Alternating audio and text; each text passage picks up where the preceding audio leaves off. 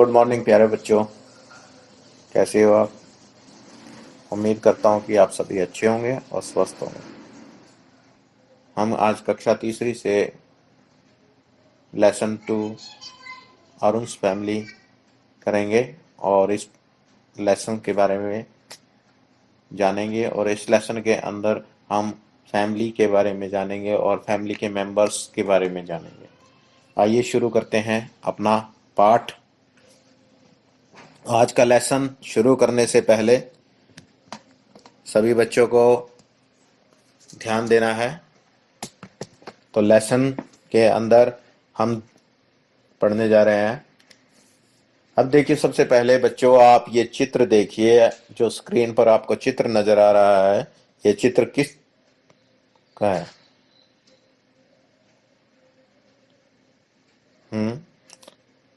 ठीक, आप बच्चों ने ठीक पहचाना कि एक बूढ़ा आदमी अखबार पढ़ रहा है, न्यूज़पेपर पढ़ रहा है और एक बच्चा उसमें झांकने का प्रयास कर रहा है।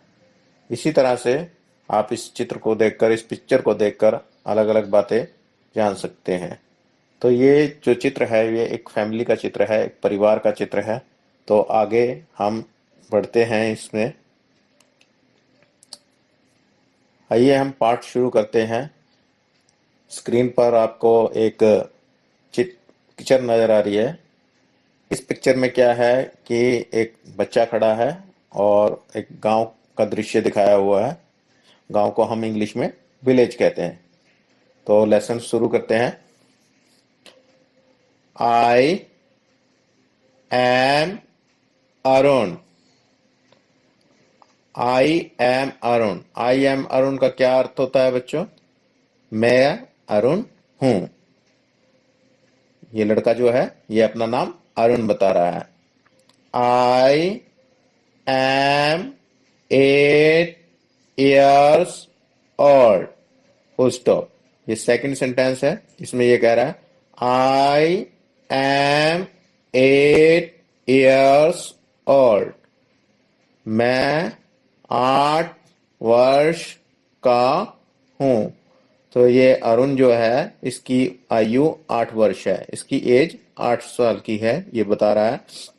सभी लाइनों को, सभी पंक्तियों को ध्यान से पढ़ेंगे और ताकि जब हम एक्सरसाइज करें तो हमें इन प्रश्नों का उत्तर देने में कोई कठिनाई ना आए।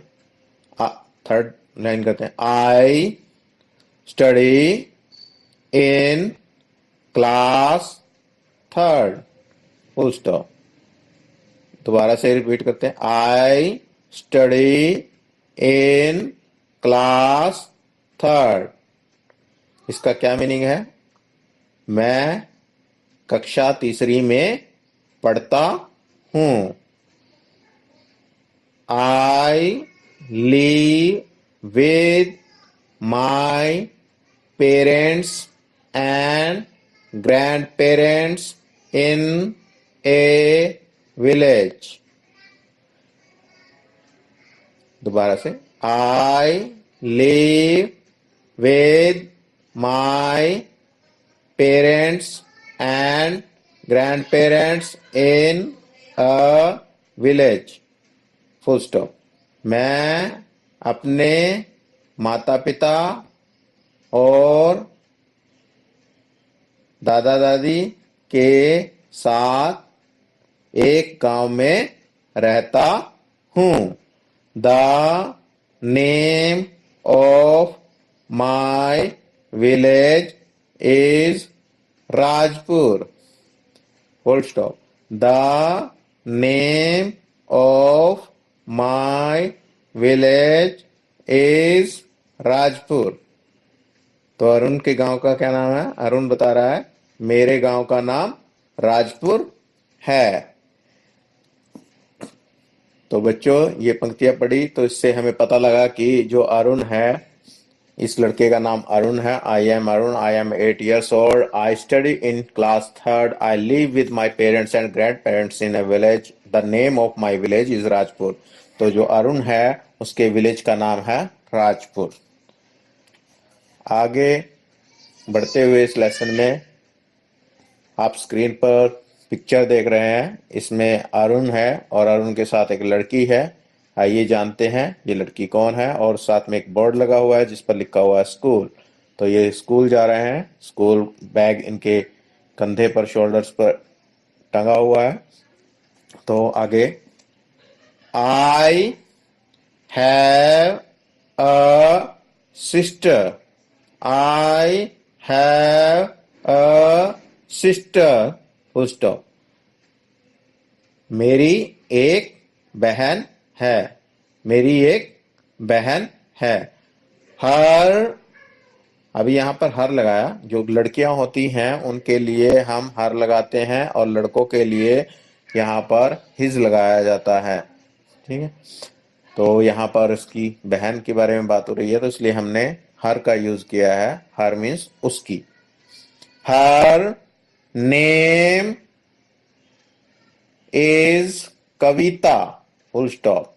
हर नेम इज कविता। और उसके बाद ये डॉट जो देख रहे हैं आप, बिंदी देख रहे हैं, इसको फुल स्टॉप बोला जाता है।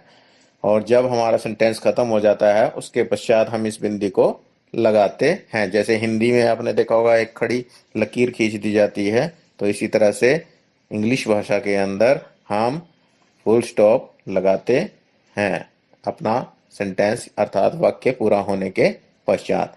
हर नेम इज कविता, उसका नाम कविता है। तो अरुण की बहन का क्या नाम है? कविता। शी, अब जो लड़कियां हैं उनके लिए शी लगता है और लड़कों के लिए ही लगता है।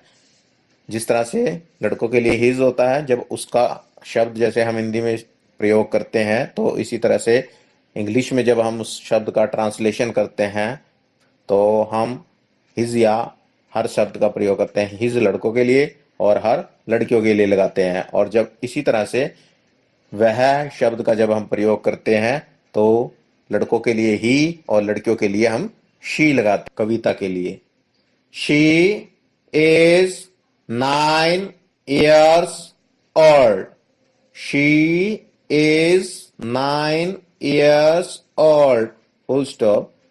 वह 9 साल की है। जो कविता है उसकी आयु कितना है? 9 years, 9 वर्ष की आयु है। आगे देखिए, she is in class 4, full stop.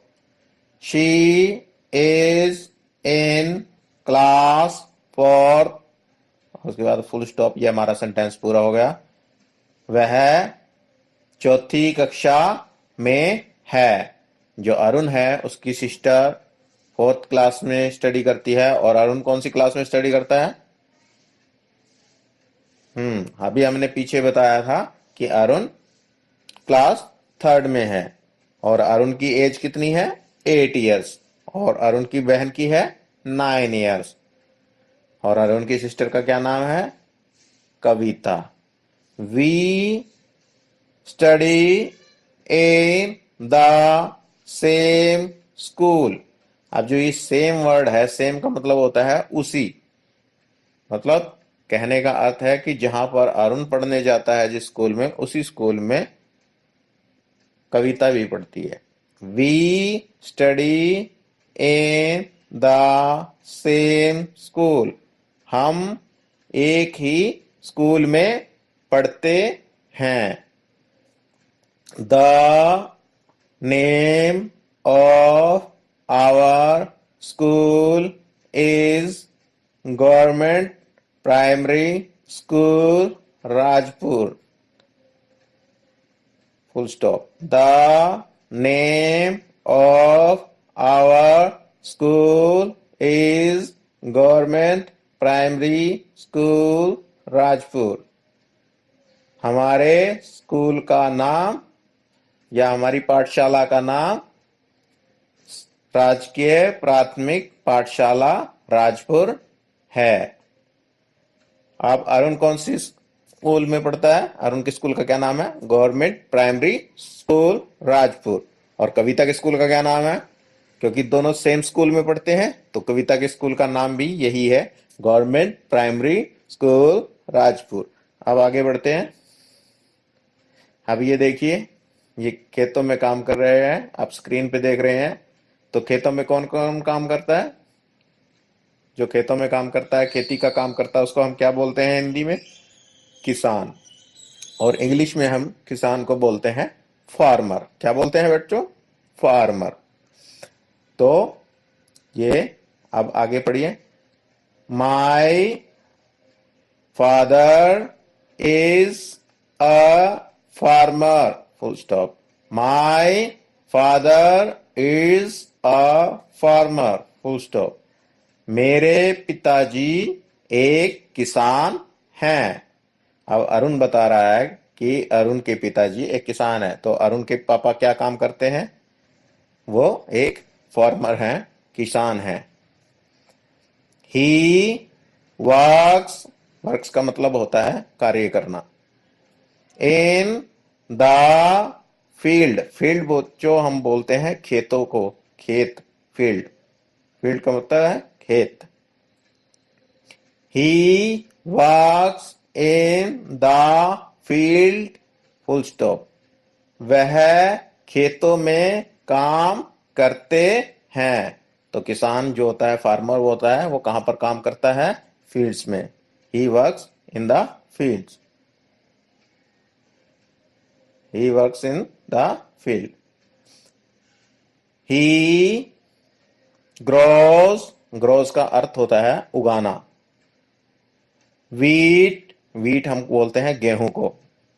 And vegetables, और वेजिटेबल्स होती हैं सब्जियां।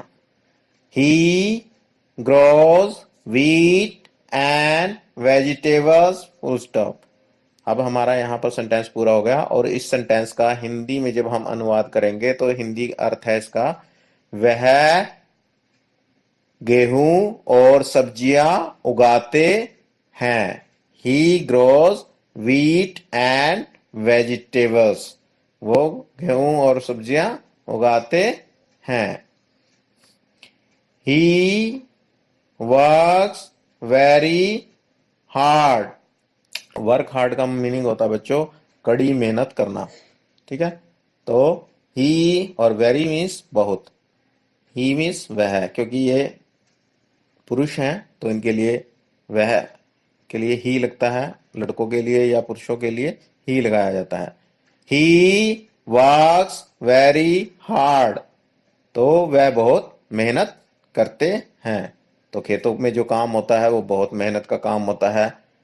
धूप में खेतों को हल जुताई करना और इस तरह से कटाई करना, ये सारा काम बहुत ही मेहनत का कार्य होता है। तो किसान जो हमारे फार्मर होते हैं वो बहुत मेहनत करते हैं।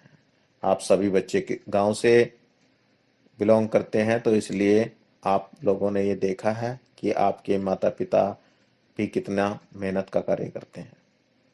आगे हम बढ़ते हैं इस लेसन में। तो यहाँ पर देखिए, स्क्रीन पर आपको नजर आ रहा है कि एक महिला बैठी है और उसके पास कुछ बच्चे बैठे हैं और वो बच्चे बुक से पढ़ रहे हैं। ठीक है, आप इसमें देखिए।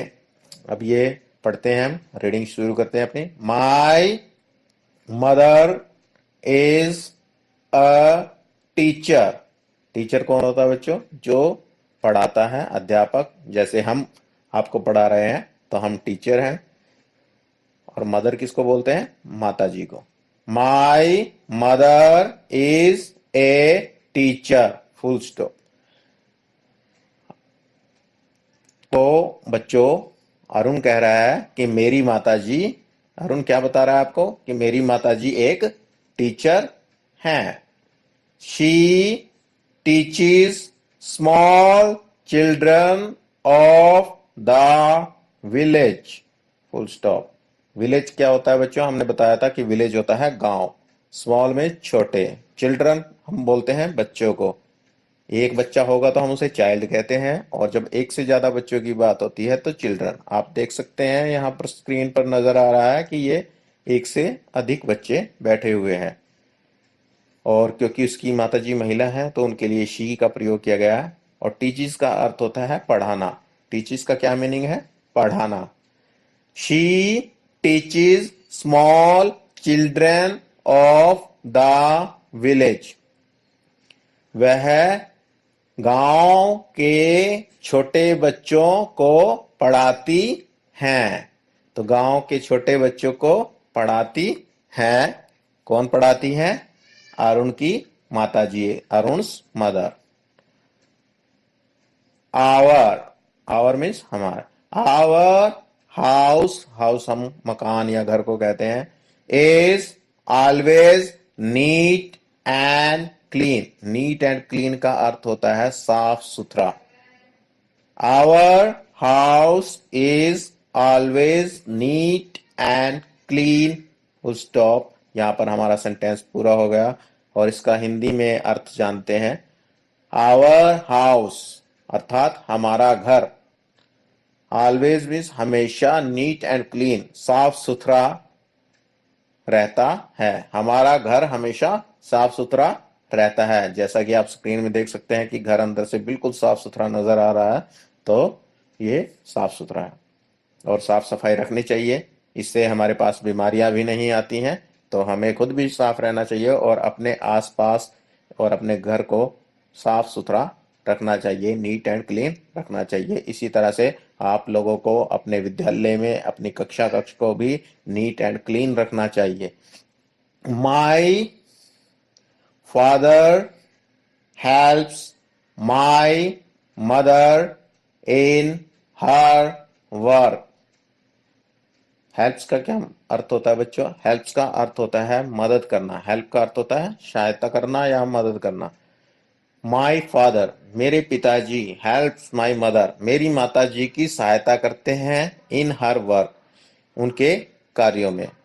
तो अरुण कह रहा है, अरुण बता रहा है कि आपको कि मेरे पिताजी मेरी माताजी की उनका कार्य करने में सहायता करते हैं। जो घर के काम होते हैं उनको करने में पिताजी भी माताजी की सहयोग करते हैं। अब आगे स्क्रीन पर आपको एक चित्र नजर आ रहा है। अब आप इसमें देखिए कि ये बच्चे खड़े हैं, ये इनके दादा दादी खड़े हैं, मम्मी पापा खड़े हैं। तो ये अरुण है, ये कविता है, ठीक है, और ये इसके फादर हैं और ये इसकी मदर है। आफ्टर, आफ्टर का मतलब होता है के बाद। डूइंग, डूइंग का अर्थ, डू का अर्थ होता है करना, तो डूइंग होगा करने के बाद। Our homework, Kavita and I play, play का अर्थ सभी जानते हैं खेलना, और होमवर्क का अर्थ होता है गृह कार्य, जो घर से काम मिलता है स्कूल से। प्ले आउटसाइड, आउटसाइड का अर्थ होता है बाहर। इनसाइड का अर्थ होता है अंदर और आउटसाइड का अर्थ होता है बाहर। Our house, our house, our house with our friends, friends का अर्थ होता है मित्र। After doing our homework, Kavita and I play outside our house with our friends. तो इसमें अरुण बता रहा है इस पंक्ति के अंदर, इस लाइन के अंदर, इस सेंटेंस में, कि अपना होमवर्क पूरा करने के बाद कविता और मैं घर से बाहर अपने मित्रों के साथ खेलने के लिए जाते हैं। We love our parents and our village. We love our parents and our village. Arun बता रहा है कि हम, लव का अर्थ होता है प्यार करना, स्नेह करना, पसंद करना भी होता है इसका अर्थ। तो अरुण कह रहा है कि वी लव आवर पेरेंट्स, कि हम अपने माता पिता से और अपने गांव से बहुत स्नेह करते हैं, बहुत अधिक प्यार करते हैं। तो बच्चों, ये जो अरुण फैमिली लेसन है यहाँ पर इस कंप्लीट होता है। आइए हम इसके अंदर जो हमने वर्ड मीनिंग पढ़े हैं, कुछ हमने समझाए हैं, उसके अतिरिक्त जो इस अभ्यास कार्य में वर्ड मीनिंग दिए गए हैं उनको देखते हैं और आगे एक्सरसाइज में आगे बढ़ते हैं। वर्ड मीनिंग में देखिए, सबसे पहले ऊपर दिया हुआ है फील्ड। फील्ड को हम बता चुके हैं, हिंदी में हम खेत बोलते हैं। अगर जो इंग्लिश ट्रांसलेशन करें तो हम फील्ड को फार्म भी बोलते हैं। और फार्म वर्ड से ही जो खेतों में काम करने वाला किसान है उसको फार्मर शब्द दिया गया है, फार्मर। उसके बाद है फार्मर। फार्मर पर हमने चर्चा की थी, अभी ऊपर भी किया है। फार्मर किसान को कहते हैं। और फार्मर को हम इंग्लिश में इसका जो सिनोनिम्स यूज किया जाता है, पीजेंट। पीजेंट भी बोला जाता है इसको। इंग्लिश मीनिंग, अगर जो इंग्लिश टू इंग्लिश हमने मीनिंग लिखना है तो पीजेंट भी लिख सकते हैं हम इसको। नीट। नीट का अर्थ होता है साफ सुथरा, और नीट को हम क्लीन, इसका सिनोनिम्स माना जाता है। दोनों का सेम मीनिंग होता है, NEET and clean. Village. Village. Village का अर्थ होता है गांव, या इसको हम दूसरे वर्ड्स में इंग्लिश के अंदर कह सकते हैं रूरल एरिया, गांव। विलेज। क्या बच्चों? विलेज। ये वर्ड है हमारे पास GROWS, ग्रोस। ग्रोस का अर्थ होता है उगाता है, उगाना। तो इसको हम दूसरे इंग्लिश वर्ड, अगर जो इसकी ग्रोस की जगह पे हमें यूज करना हो तो हम उसकी जगह कल्टीवेट्स को यूज कर सकते हैं। कल्टीवेट्स। कल्टीवेट्स, इसका भी मीनिंग उगाना ही होता है। आइए बच्चों, एक्सरसाइज में हम आगे बढ़ते हैं। और एक्सरसाइज में आगे बढ़ते हुए हम करते हैं राइट। आप ये देख रहे हैं कंप्रीहेंशन, आपने ये पढ़ना है। सबसे पहले क्या इंस्ट्रक्शन दिए गए हैं, आप इंस्ट्रक्शंस को पढ़ते हैं। Write in the box T for true and F for false statements. Statements क्या होती है? जो भी सेंटेंस हम अपने मुंह से कहते हैं वो स्टेटमेंट कहलाती है। इसको हिंदी में हम कथन कहते हैं, कथन। और राइट का अर्थ है लिखना। तो वो कह रहा है कि राइट इन द बॉक्स, ये जो आपको साइड में ये जो बॉक्स दिख रहे हैं इनकी बात हो रही है।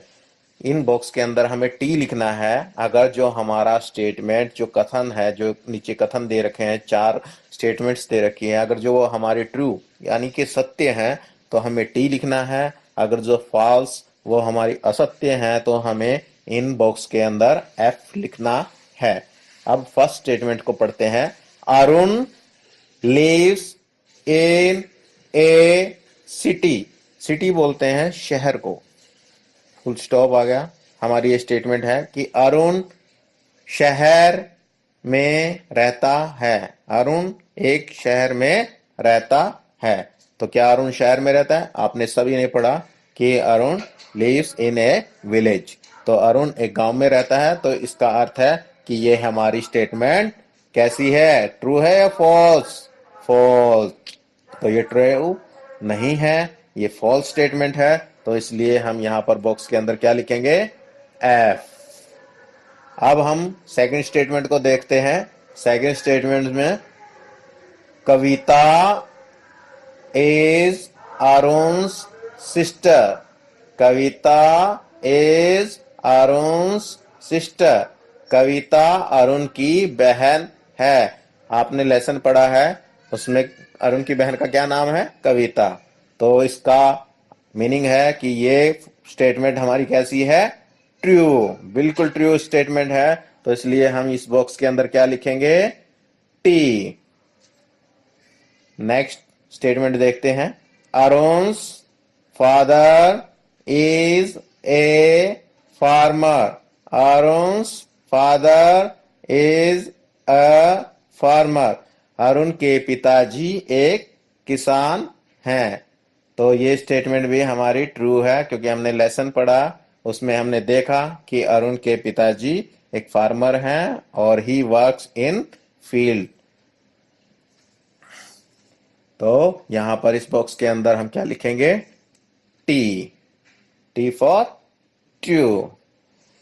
आप नेक्स्ट स्टेटमेंट पढ़ते हैं। कविताज बेस्ट फ्रेंड इज माया। कविता की बेस्ट फ्रेंड का नाम माया है। हमने लेसन पढ़ा, हमने लेसन के अंदर कहीं भी कविता की बेस्ट फ्रेंड के बारे में नहीं पढ़ा है कि माया है, तो इसलिए ये स्टेटमेंट कैसी स्टेटमेंट हो गई? ये स्टेटमेंट बिल्कुल फॉल्स स्टेटमेंट है। तो यहां पर हम लिखेंगे एफ, फॉल्स स्टेटमेंट। बच्चों, अब एक्सरसाइज में आगे इसको आप अपनी नोटबुक्स में भी करेंगे। आगे हम एक्सरसाइज में बढ़ते हैं। ये वीडियो थोड़ा सा लंबा होगा, लेकिन आज हम इस लेसन की एक्सरसाइज को कंप्लीट करके इस पूरे लेसन को कंप्लीट कर देंगे। आप इसको घर पर थोड़ा थोड़ा करके देख सकते हैं और इसका अभ्यास कर सकते हैं। अब देखिए ऊपर सेकंड लिखा हुआ है ये एक्सरसाइज में, कंप्लीट। कंप्लीट का अर्थ होता है पूरा करना है हमें। कोई चीज हमें आधी दे रखी है या आंशिक दी हुई है, पार्शियल दी हुई है, हमें उसको पूरा करना है। The following sentences, following means नीचे दिए हुए, सेंटेंसेस, सेंटेंसेस का अर्थ है वाक्य। By choosing the correct, choosing का अर्थ होता है छांटना, चुनना। द करेक्ट, सही ऑप्शन, सही ऑप्शन, विकल्प, मतलब हमारे पास एक से ज्यादा आंसर दे रखे हैं, उनमें से जो सही विकल्प है वो हमें चुनना है। गिवन बिलो, जो हमें नीचे दे रखे हैं। अब ये देखिए, अब इसको देखते हैं। हमें नीचे दिए गए जो विकल्प हैं वाक्यों, और जो वाक्य हैं उन विकल्पों में से हमें सही विकल्प छांटकर हमें इस वाक्य को पूरा करना है। पहली सेंटेंस देखते हैं। फर्स्ट सेंटेंस में अरुण्स, अब यहां पर ये हमें क्या दिया? ब्लैंक दे दिया है, यहाँ पर खाली है, यहाँ पर लकीर खींच कर दे रखी है लाइन, तो इसमें हमें भरना है, हमें यहाँ पर फिल करना है ताकि ये हमारा सेंटेंस कंप्लीट हो सके। इज ए फार्मर, तो कौन था फार्मर? अरुण का। अब यहाँ पर हमें दो आंसर दे रखे हैं। अब जो इसमें से राइट आंसर है वो हमें चूज करना है और वह यहाँ पर हमें लिख देना है।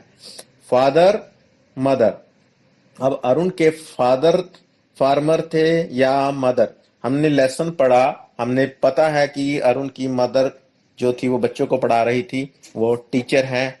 तो अरुण के पिताजी खेतों में काम कर रहे थे, वो एक फार्मर है, तो यहां पर हम लिखेंगे फादर। तो अरुण, हमारा सेंटेंस क्या हो जाएगा? Arun father is a farmer. Arun father is a farmer. अब बच्चों हम आगे बढ़ते हैं सेकंड सेंटेंस की ओर। इसमें देखिए, अरुण मदर इज अ, यहां पर हमें ये ब्लैक जगह दे दी है, यहां पर हमें जो वर्ड है वो फिल करना है और उससे हमारा ये सेंटेंस कंप्लीट हो जाएगा। अब देखिए हमारे पास जो ऑप्शंस दे रखे हैं वो ये दे रखे हैं। टेलर, टेलर होता है दर्जी जो कपड़े सीता है, और यहां पर है टीचर, क्या है? टीचर, टीचर जो होता है बच्चों को पढ़ाता है। अरुण's मदर इज ए, अभी हमने ऊपर वाले सेंटेंस को करते हुए भी चर्चा की कि अरुण की माताजी क्या काम करती है? अरुण की माताजी बच्चों को पढ़ाती है, तो वो एक टीचर है। तो यहां पर हमें लिखना है टीचर। क्या लिखना है? Teacher, TEACHER, teacher. Arun's mother is a teacher, Arun की माताजी एक अध्यापिका हैं।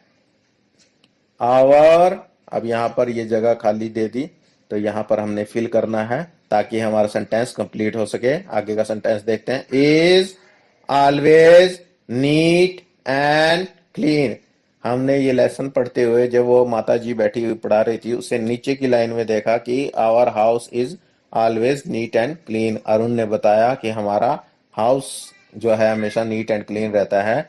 ये हमें ऑप्शन देखने की भी जरूरत नहीं है, ये हमें पता है, लेकिन फिर भी आपके सहयोग के लिए यहाँ पर ऑप्शन दे रखे हैं, हाउस और फार्म। तो हमारा क्या नीट एंड क्लीन रहता है? तो house. Our house is always neat and clean. Our house is always neat and clean. हमारा घर हमेशा साफ सुथरा रहता है. After doing their, यहाँ पर खाली स्थान दे रखा है, यहाँ पर हमने फिल करना है ताकि हमारा सेंटेंस पूरा हो सके. Arun and Kavita go to play. तो कविता और अरुण खेलने के लिए जाते हैं. कब जाते हैं? आफ्टर डूइंग देयर होमवर्क और क्लास वर्क. अब सभी बच्चों को पता है क्लास वर्क हम स्कूल में करते हैं, जो हमारा क्लास में कार्य मिलता है. होमवर्क क्या होता है? जो हमें होम यानी कि गृह कार्य बोलते हैं हिंदी में हम इसे, जो हमें घर से करने के लिए कार्य दिया जाता है, उसको हम होमवर्क कहते हैं. अब सभी बच्चे यहाँ पर क्या लिखेंगे? Homework. After doing their homework Arun and Kavita go to play.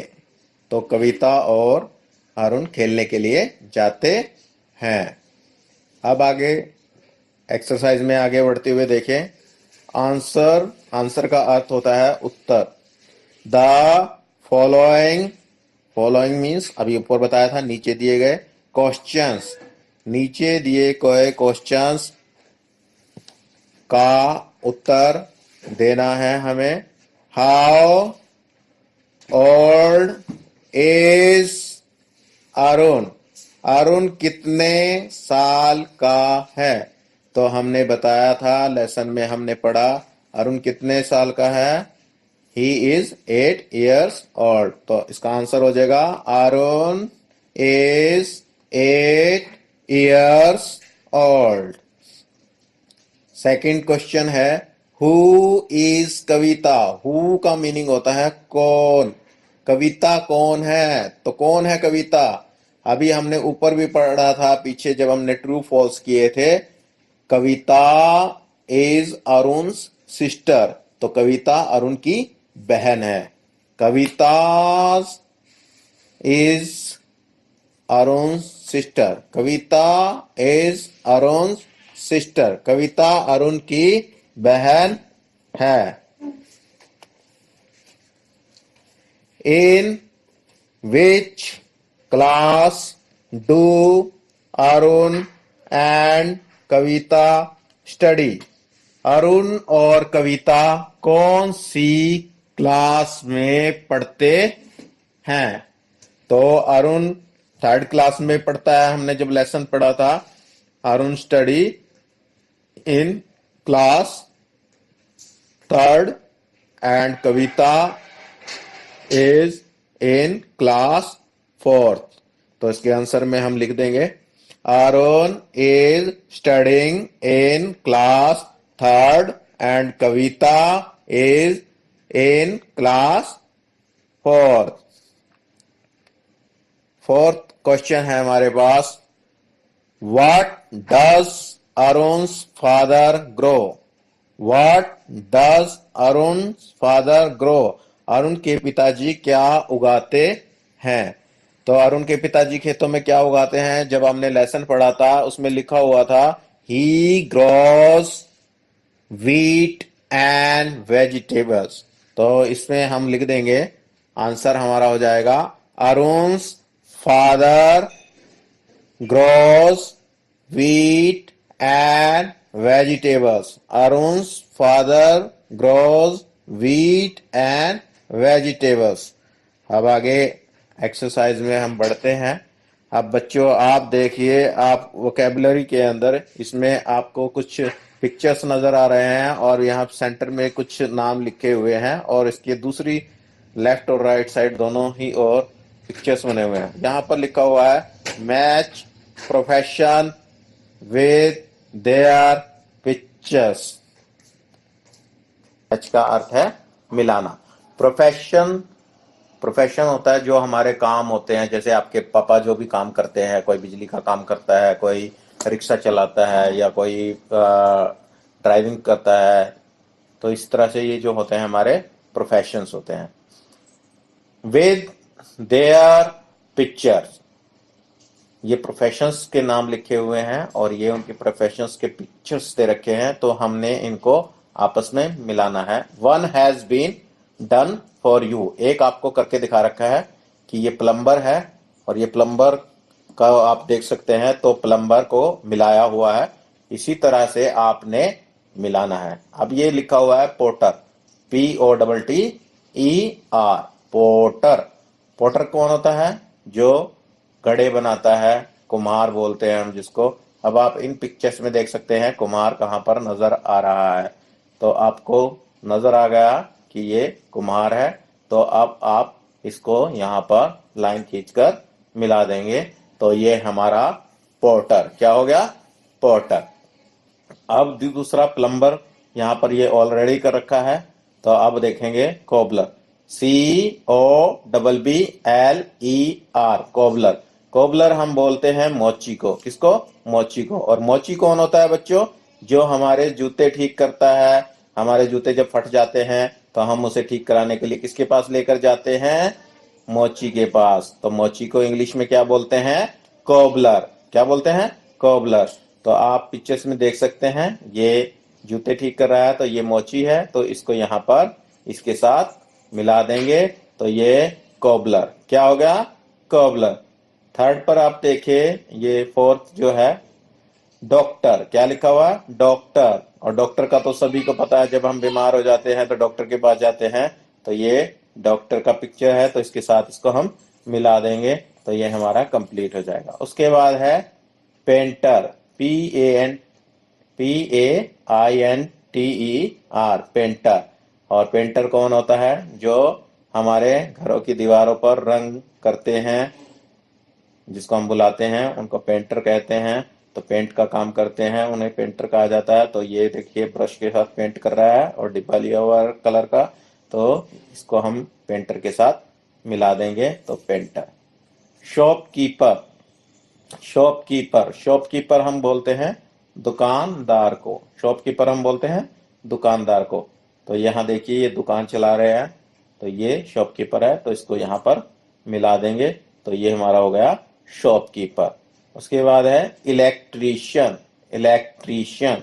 Electrician कौन होता है? जो बिजली का काम करते हैं, इलेक्ट्रिक काम करते हैं, जैसे बिजली के तार वगैरह ठीक करते हैं, या तो उसको हम इलेक्ट्रीशियन कहते हैं। तो इलेक्ट्रीशियन, ये देखिए ये ठीक कर रहा है, बिजली का काम कर रहा है, तो ये इलेक्ट्रीशियन है, तो इसको इलेक्ट्रीशियन से मिला देंगे, तो ये हमारा इलेक्ट्रीशियन हो गया।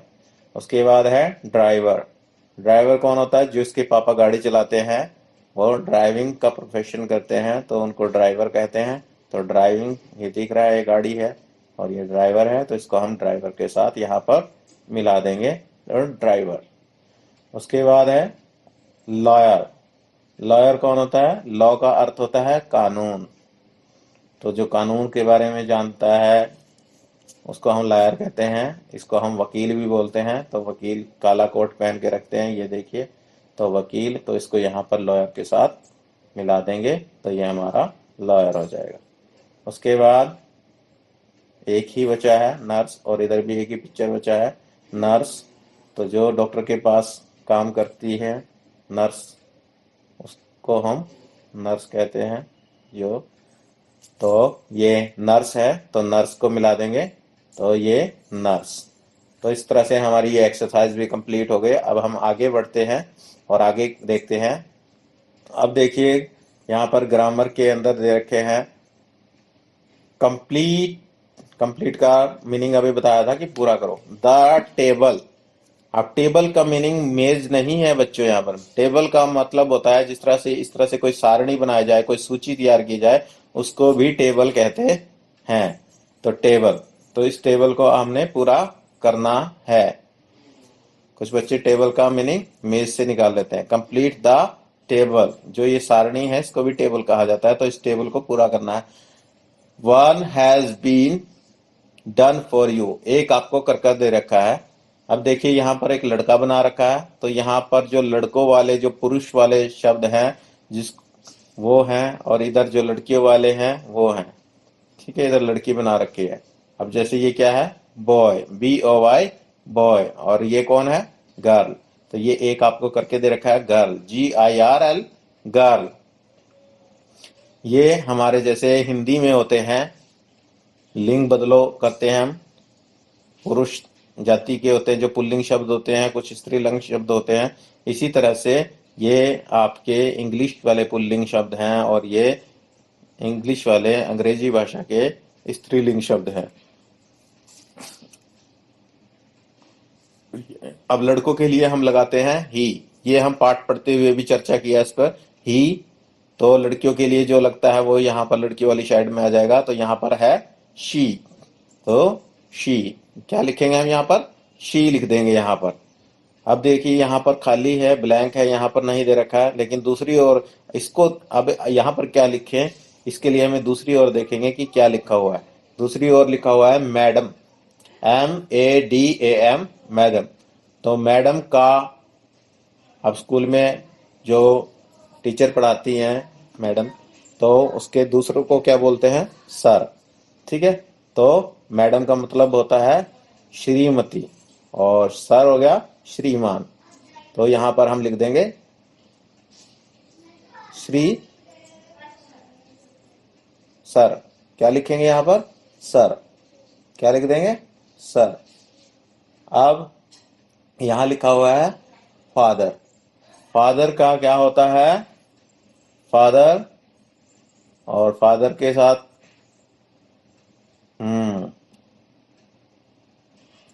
अभी लेसन में पढ़ा था मदर। क्या? Mother, MOTHER mother. अब यहां पर देखिए ये नहीं है, तो यहां देखेंगे सिस्टर।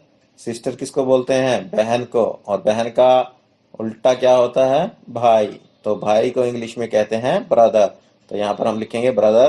तो ब्रदर की स्पेलिंग है BROTHER ब्रदर। ब्रदर मीन्स भाई, सिस्टर मीन्स बहन। तो यहाँ पर अंकल, UNCLE अंकल। अंकल हम बोलते हैं चाचा जी को या मौसा जी को भी अंकल कह देते हैं। ठीक है, तो इन सब के लिए अंकल ही लगता है इंग्लिश में। और अंकल का होता है आंट, AUNT आंट। और कुछ बच्चे वाई भी लगाते हैं, वो भी ठीक है, AUNTY आंटी, वो भी शब्द ठीक है इंग्लिश में। और आंट दोनों ही ठीक है, आंट। तो अंकल, आंट या आंटी भी बोल सकते हैं आप, आंटी वाई लगेगा उसमें। आप यहाँ पर लिखा हुआ है ग्रैंड मदर। जिस तरह से यहाँ पे फादर था उसके आगे और ये मदर है, तो इनके आगे ग्रैंड मदर हो गया, मतलब दादी जी। इसी तरह से यहाँ पर हो जाएगा हमारा grand father. Grand father, GRAND, grand, FATHER father, grand father. Husband, husband कौन होता है? जैसे तुम्हारे मम्मी पापा हैं, तो जो तुम्हारे पापा हैं वो तुम्हारी मम्मी के क्या लगते हैं? हस्बैंड हैं, पति। और तुम्हारी मम्मी तुम्हारे पापा की क्या है? पत्नी है। और पत्नी को इंग्लिश में क्या बोलते हैं? Wife, WIFE wife. Wife means पत्नी। अब यहाँ पर देखिए, यहाँ कुछ नहीं लिखा, यहाँ लिखा हुआ नीस, NIECE नीस। नीस कौन होती है? भतीजी।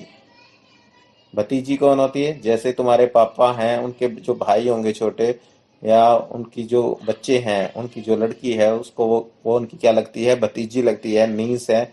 तो इसी तरह से जो लड़का होगा वो क्या लगेगा उनका? भतीजा। तो भतीजे को इंग्लिश में बोलते हैं नेफ्यू, NEPHEW नेफ्यू। नेफ्यू मीन्स भतीजा और नीस मीन्स भतीजी। ठीक है, और बच्चों आगे देखिए सन, SON सन। सन का मतलब होता है बेटा, और सन का अपोजिट है डॉटर, DAUGHTER डॉटर। डॉटर का मतलब है बेटी। तो हमारे पास ये है, सभी बच्चे इसको भी अच्छे से लर्न करेंगे। ये सारा काम आपने 2 या 3 दिन के अंदर करना है, ये थोड़ा थोड़ा करके करना है।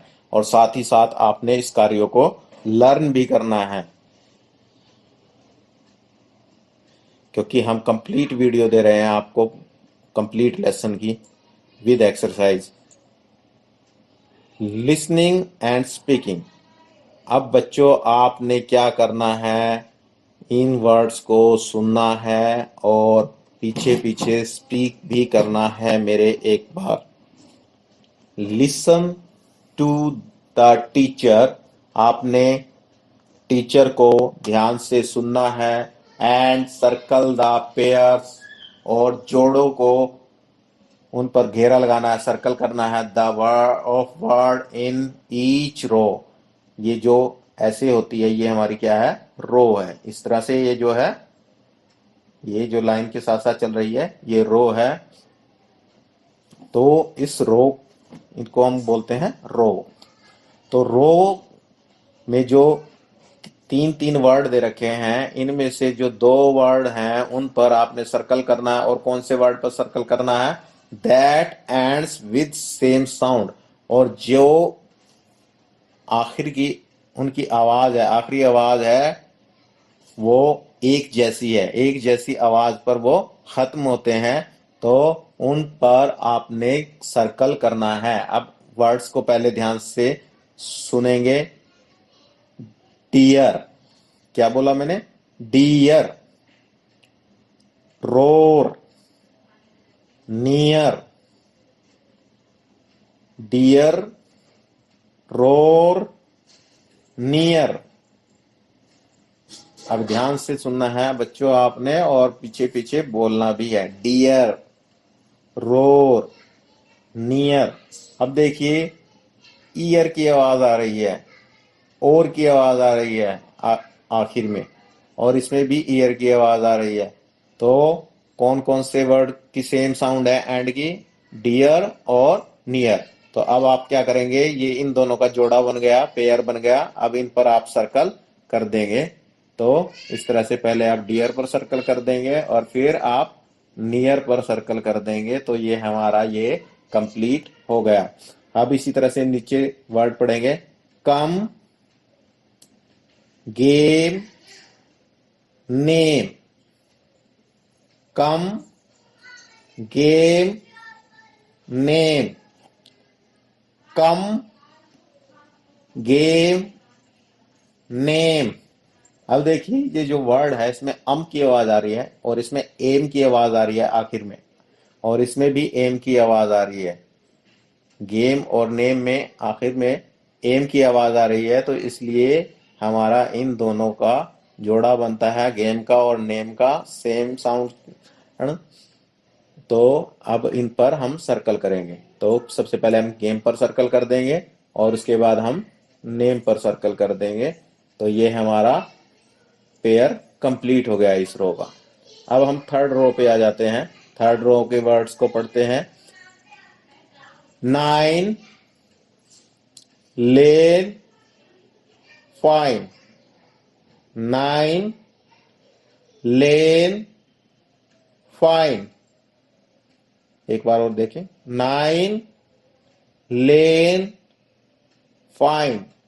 अब बच्चों आपने नोट किया होगा कि इसमें आइन की आवाज आ रही है, नाइन में, आइन एंड के अंदर, और इसमें एन की आवाज आ रही है, लेन। और फाइन में भी एंड में आइन की आवाज आ रही है, फाइन।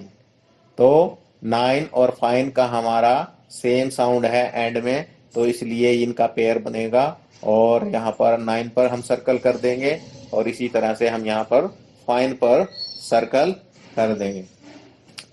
अब हम फोर्थ रो को देखते हैं। Cook, book, kick. Cook, book, kick. Cook, book, kick. अब देखिए कुक में उक की आवाज आ रही है, और इसी तरह से बुक में भी उक की आवाज आ रही है, लेकिन किक में इक की आवाज आ रही है। तो इन दोनों का एंड साउंड जो है वो बिल्कुल सेम है, तो इसलिए कुक और बुक का हमारा यहाँ पर पेयर बन जाएगा। तो कुक को सर्कल कर देंगे और उसके बाद हम बुक को सर्कल कर देंगे। तो इस तरह से हमारी ये एक्सरसाइज कंप्लीट हो जाएगी, और बच्चे सभी इसकी जो साउंड है उनको पीछे पीछे प्रैक्टिस भी करेंगे बोलने का। आगे बढ़ते हैं। ये आपके लिए थोड़ा सा राइटिंग वर्क दे रखा है। इसमें आप देखेंगे, look at the names of Arun's family member. आपने क्या करना है, यहाँ पर जो अरुण के फैमिली मेंबर हैं उनके नाम देखने हैं, नीचे दे रखे होंगे। तो his name and his village, और उसके स्कूल का नाम देखना है, फैमिली मेंबर्स का नाम देखना है, हिज स्कूल, और उसके स्कूल का नाम देखना है, और उसके गांव का नाम दिया है। दीज नेम्स हैव मिस्टेक्स, और इन नामों में गलती है। मिस्टेक का अर्थ होता है गलतियां हैं। In the use of capital letters, कि कैपिटल लेटर्स का मीनिंग होता है जो हम A B C D small लिखते हैं, छोटी लिखते हैं और बड़ी लिखते हैं। तो इसमें कैपिटल लेटर जहां पर बड़े अक्षर आने थे उन्होंने वहां पर वो बड़े अक्षर नहीं लिखे हैं, उसमें कुछ लिखने में गलती है, उनसे मिस्टेक है। तो आपने क्या करना है, रीराइट करना है। रीराइट का अर्थ होता है उसको दोबारा से लिखना है। These name correctly in the space given, जो आपको लिखने के लिए करेक्ट स्थान दे रखा है, करेक्ट लिखने के लिए जगह, उस पर आपको उन नामों को दोबारा से लिखना है। अब देखिए, यहाँ पर ये जगह दे रखी है लिखने के लिए, ऊपर लिखा हुआ है करेक्ट। आपने यहाँ पर करेक्ट करके इसको सही से लिखना है। पहले देखिए, फादर नेम दे रखा है, दूसरे पे मदर नेम लिखा हुआ है, तीसरे पे आपको स्कूल का नाम दे रखा है, चौथे पर आपको विलेज का नाम दे रखा है। अब यहाँ पर ये लिखा हुआ है इनकोरेक्ट। इनकोरेक्ट का अर्थ होता है गलत। तो ये गलत लिखा हुआ है, राजकुमार, Meena Devi, government primary school और राजपुर। और इसमें गलती क्या है, कैपिटल लेटर्स की गलती है। स्पेलिंग ठीक है, स्पेलिंग में कोई गलती नहीं है, कोई मिस्टेक नहीं है। फादर, मदर नेम, ये एक व्यक्ति के नाम हो गए। स्कूल एक स्थान का नाम हो गया, और इसी तरह से एक विलेज जो है वो भी एक स्थान का, एक जगह का नाम है। तो ये जो हमारे जब किसी स्थान का या व्यक्ति का जो जगह का नाम होता है, जिस तरह से हम हिंदी में करते हैं संज्ञा, इंग्लिश में हम नाउन करते हैं। तो प्रॉपर नाउन है, प्रॉपर नाउन में क्या होता है कि हम जो भी प्रॉपर नाउन होता है वो हमेशा कैपिटल लेटर से लिखे जाते हैं, जो नाम होते हैं।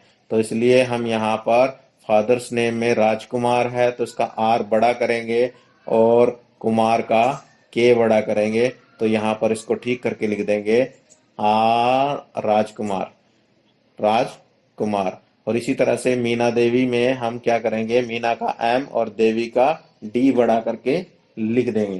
तो हमारा ये जो है, जो इसमें मिस्टेक थी वो ठीक हो जाएगी। इसी तरह से स्कूल के नाम में हम गवर्नमेंट का जी बड़ा कर देंगे और प्राइमरी का पी बड़ा कर देंगे और स्कूल का एस बड़ा करके लिख देंगे। तो हमारे पास गवर्नमेंट प्राइमरी स्कूल इस तरह से हम लिख देंगे, तो हमारा ये जो ये मिस्टेक था वो ठीक हो जाएगी। इसी तरह से हमारे जो विलेज का नाम दे रखा है, तो विलेज के नाम में राजपुर है, तो राजपुर का हम क्या करेंगे, आर बड़ा करके लिख देंगे। तो R A H J P U R, Rajpur. तो ये हमारा मिस्टेक जो है वो ठीक हो जाएगी। अब बच्चों देखिए, राइट इन योर नोटबुक, आपने अपनी नोटबुक में लिखना है अबाउट टू और मोर पर्सन, दो या उससे ज्यादा व्यक्तियों के बारे में आपने लिखना है, as in the example given below. और ये आपको एक उदाहरण दे रखा है कि किस तरह से आपने अपनी नोटबुक में लिखना है। ये नहीं लिखना आपने इस तरह से, ये सिर्फ समझाने के लिए दिया हुआ है आपको कि आपने इस ढंग से लिखना है। आपने क्या करना है, आप पहले नाम, जैसे नाम है, हम किसी व्यक्ति का नाम पूछ लेंगे और नाम लिख लेंगे। जैसे यहाँ पर नेम दे रखा है राजकुमार। ऑक्यूपेशन, ऑक्यूपेशन क्या होता है, ऑक्यूपेशन वो होता है जो प्रोफेशन किए थे अभी हमने, जो कोई काम करता है वो उसका ऑक्यूपेशन होता है। ऑक्यूपेशन में हम, जैसे ये पता लग रहा है चित्र को देखकर भी, पिक्चर को, कि ये खेती करते हैं तो ये किसान है, फार्मर है। इसी तरह से कोई पेंटिंग का काम करता है तो वो पेंटर लिख देंगे आप। कोई इलेक्ट्रिसिटी का काम करता है तो इलेक्ट्रीशियन लिख देंगे आप, कोई ये नल वगैरह फिटिंग करने का काम करता है तो उसको आप प्लम्बर लिख देंगे। तो यहाँ पर आपने इसका ऑक्यूपेशन लिखना है। उसके बाद आपने एज पता करनी है। अब जैसे ये 45 है, 45 साल की एज है, इसी तरह से आपने उनकी एज लिखनी है। 40 है, 30 है या 35 है, जो भी एज है वो आपने यहाँ पर लिखनी है। उसके बाद प्लेस, कौन सी जगह पर वो रहते हैं, कौन से स्थान पर रहते हैं। जैसे ये रोहतक में रहते हैं तो यहाँ पर रोहतक लिख दिया गया। तो सबसे पहले आपको कुछ बेसिक इंफॉर्मेशन लिखनी है। उसके बाद सेम इसी तरह से, क्योंकि सेंटेंस के अंदर कोई ज्यादा परिवर्तन नहीं है, सिर्फ इन बेसिक इंफॉर्मेशन का ही डिफरेंस है और कोई ज्यादा डिफरेंस नहीं है। इसी तरह से आप फिर सबसे पहले लिखेंगे दिस इज राजकुमार, ये राजकुमार है, दिस इज राजकुमार। उसके बाद फिर हम लिखेंगे, दूसरा सेंटेंस बनाएंगे जो ऑक्यूपेशन को लेके बनाएंगे। He is a farmer, he is a farmer, वह किसान है। फिर इसी तरह से हमने उम्र पूछी तो उम्र लिखेंगे he is 45 years old, he is 45 years old. अगर जो कोई 35 का है, आप यहाँ पर 45 की जगह चेंज करके आपको सिर्फ 35 लिखना है। 35 ईयर्स ओल्ड इस तरह से हो जाएगा आपका, ही इज 35 ईयर्स ओल्ड। अगर जो आप किसी लेडीज के बारे में लिख रहे हैं तो यहाँ पर थोड़ा सा आपको ध्यान देना पड़ेगा कि ही की जगह आपको शी लगाना पड़ेगा उसमें। उसके बाद अब ये प्लेस है कि वो कहाँ पर रहते हैं, ये लिख सकते हैं हम, he lives in Rohtak, he lives in Rohtak. और बच्चों इसी के साथ ये आपकी जो एक्सरसाइज है लेसन 2 क्लास थर्ड की कंप्लीट हो चुकी है। ये कंप्लीट लेसन हो चुका है और मैं उम्मीद करता हूँ कि सभी बच्चे धीरे धीरे, ये एक साथ नहीं करना है, धीरे धीरे करना है और धीरे धीरे इस लेसन को कंप्लीट कर लेंगे और इस काम को साथ साथ लर्न भी करना है। ये एक वीडियो में मैंने आपको लेसन, क्योंकि वीडियो तैयार करने में समय लगता है, छोटी छोटी वीडियो क्लिपें तैयार करने में काफ़ी समय नष्ट हो जाता है, इसलिए मैंने ये कंप्लीट लेसन की वीडियो बनाकर आपको दी है। इसका अर्थ ये नहीं है कि आपने ये एक साथ ही करना है, तो आप इसको थोड़ा थोड़ा करके कर सकते हैं। तो इस वीडियो देखने के लिए आप सभी का धन्यवाद। Thank you.